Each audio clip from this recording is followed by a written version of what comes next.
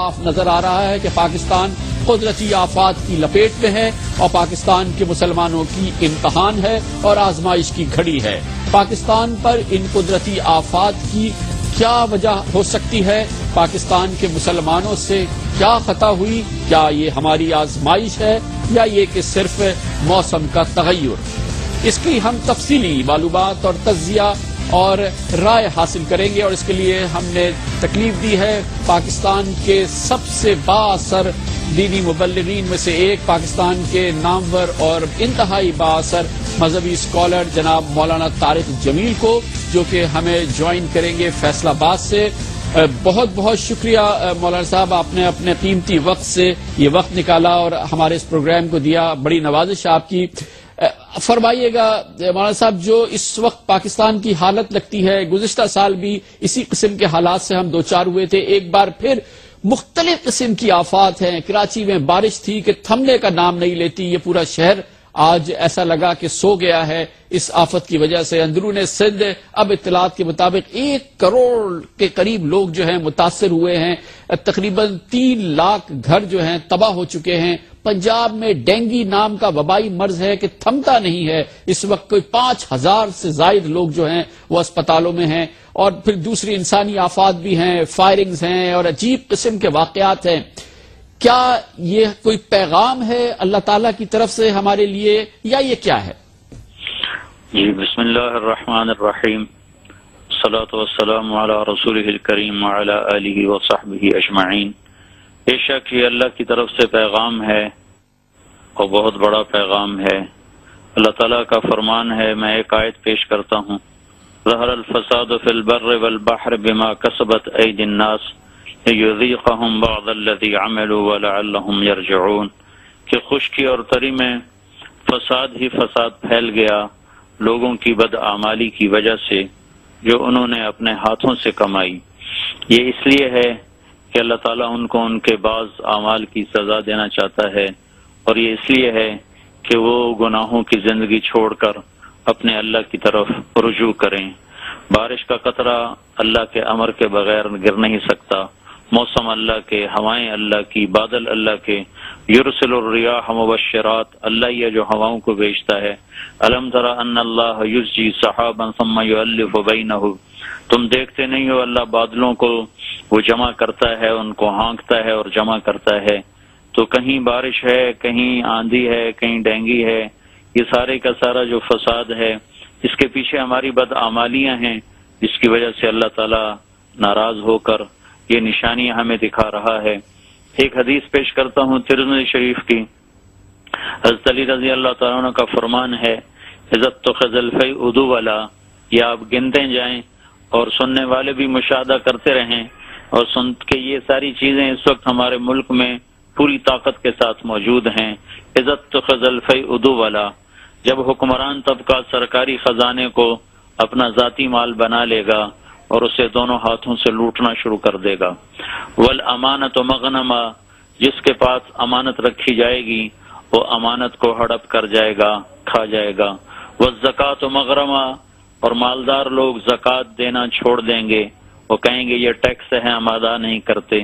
وتعلم لغیر الدین، اور علماء دین اپنے علم کو بیچ دیں گے دنیا کے چند سکوں کی خاطر، اللہ کی رضا کی حاصل کرنے کی بجائے علماء بھی دنیا کے طلبگار بن جائیں گے۔ وَأَطَاعَ الرَّجُلُ زَوْجَتَهُ، اور لوگ اپنی بیویوں کے فرما بردار ہو جائیں گے۔ وَعَقَّ أُمَّهُ، اور ماؤں کے نافرمان ہو جائیں گے۔ اور ادنا صدیقہ و اقصى اباہ، اور لوگ اپنے دوستوں کے ساتھ اچھا سلوک کریں گے، انہیں قریب کریں گے، اور اپنے باپ سے بدسلوکی کریں گے، باپ کو دھکا دیں گے۔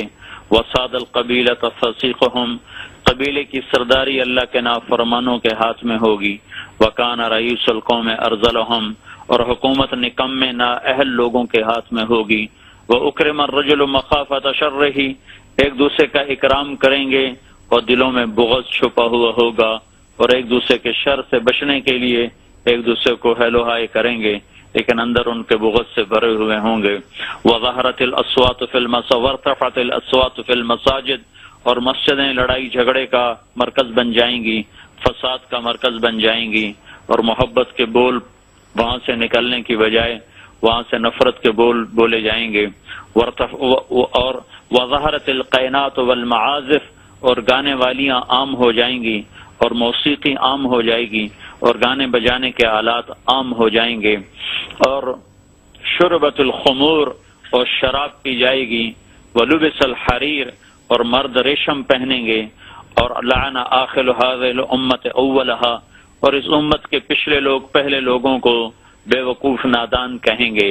یہ چند باتیں اللہ کے رسول صلی اللہ تعالی علیہ وسلم نے آج سے صدیوں پہلے ارشاد فرمائی تھیں۔ ترمذی ہماری 6 کتابوں میں سے مشہور کتاب ہے، اس میں یہ روایت موجود ہے۔ اللہ کا رسول کا فرمان ہے، جب میری امت ان باتوں میں مبتلا ہوگی میں ان کو دوبارہ دہراتا ہوں، عزت تو خزل فیء دولا، جب حکمران حکومت کے خزانے کو اپنے دونوں ہاتھوں سے لوٹنا شروع کریں گے، اور مالدار لوگ اور امانت کو ہڑپ کر دیا جائے گا، اور مالدار لوگ زکوٰۃ دینا چھوڑ دیں گے، اور علم دین دنیا کے لیے حاصل کیا جائے گا، اور لوگ بیویوں کے فرما بردار ہوں گے، ماؤں کے نافرمان ہوں گے، دوست سے اچھا سلوک کریں گے، باپ سے بد سلوکی کریں گے، قبیلے کا سردار فاسق ہوگا، حکومت نکمے انسانوں کے ہاتھ میں ہوگی، ایک دوسرے کا اکرام کیا جائے گا اور اندر میں شر چھپا ہوا ہوگا، ایک دوسرے کے شر سے بچنے کے لیے مسکرا کر ملیں گے، اور مسجدوں میں لڑائی جھگڑے ہو جائیں گے، اور گانے والیاں عام ہو جائیں گی، موسیقی کے آلات عام ہو جائیں گے، اور شراب پی جائے گی، اور ریشم پہنا جائے گا، اور اس امت کا اول آخر کو برا بھلا کہے گا۔ تو اللہ کا رسول صلی اللہ تعالی علیہ وسلم کا ارشاد ہے، فَلْيَرْتَكِبُوا عِنْدَ ذَلِكَ، پھر اس وقت میری امت انتظار کرے ریحًا حمراء، موسم کی بے رحمی کا، ہواؤں کا، سرخ آندھیوں کا، خوفناک موسم کا انتظار کرے، وَزَلْزَلَةً، اور زلزلوں کا، وَخَسْفًا، اور زمین میں دھنسائے جانے کا، وَقَذْفًا، اور آسمان سے اللہ کے عذاب کے اترنے کا، وَآیَاتٍ مُتَتَابِعَاتٍ، اور اوپر نیچے تابڑ توڑ عذاب کے حملوں کا انتظار کرے، کَنِظَامٍ بَالٍ قُطِعَ سِلْكُهُ فَتَابَعَ، جیسے تسبیح کا دھاگا ٹوٹتا ہے اور اس کے دانے ٹپ ٹپ گرتے ہیں، ایسے ہی جب یہ 15 باتیں امت میں ہوں گی تو اللہ کی طرف سے اوپر نیچے تابڑ توڑ عذاب کے حملے ہوں گے۔ یہ فرمائیے گا کہ ظاہر ہے کہ یہ تصویر اب اس میں کسی بھی شخص کو، کسی بھی مسلمان کو مزید تشریح کی ضرورت نہیں ہے کہ اس وقت جو ہمارے پر جو آفت آئی ہوئی ہے، جو ہم دیکھ رہے ہیں، یہ ہمارے اعمال کا ہی نتیجہ ہے، ہمارے حالات کا نتیجہ ہے۔ پہلے یہ فرمائیے گا کہ اس میں کوئی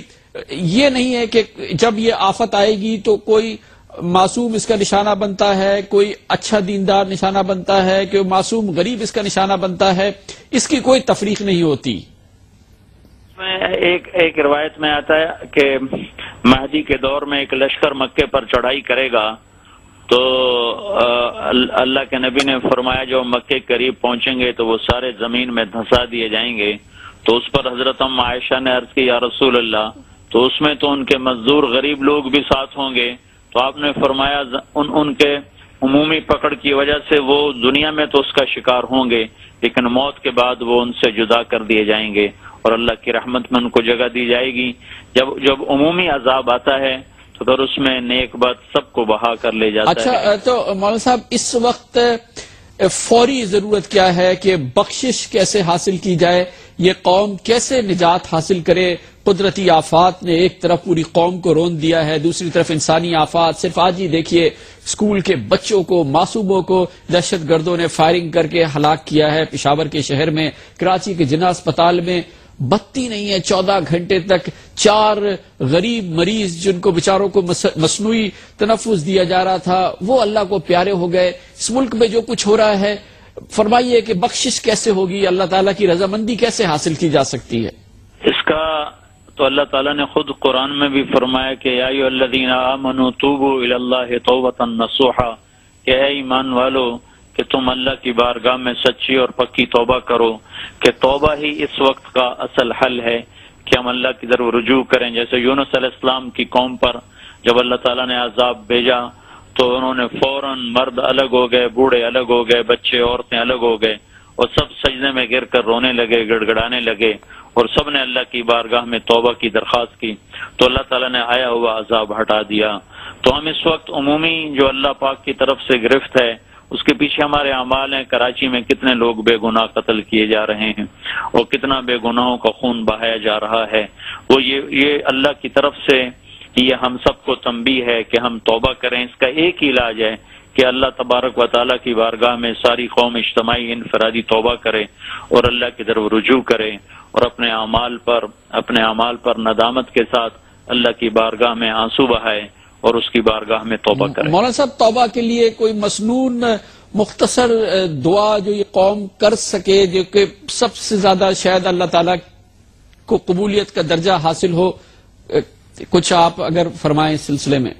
عمران صاحب اتنا آسان کیا ہے کہ نہ اس کے لیے الفاظ ہیں نہ اس کے لیے کوئی مخصوص دعا ہے. صرف دل سے آہ نکلے گا اور آدمی اپنے دل کی زبان سے بھی کہہ دے یا اللہ میری توبہ، تو اللہ اس کے سارے گناہ معاف فرماتا ہے. اس نے معافی کا دروازہ اتنا کشادہ رکھا ہے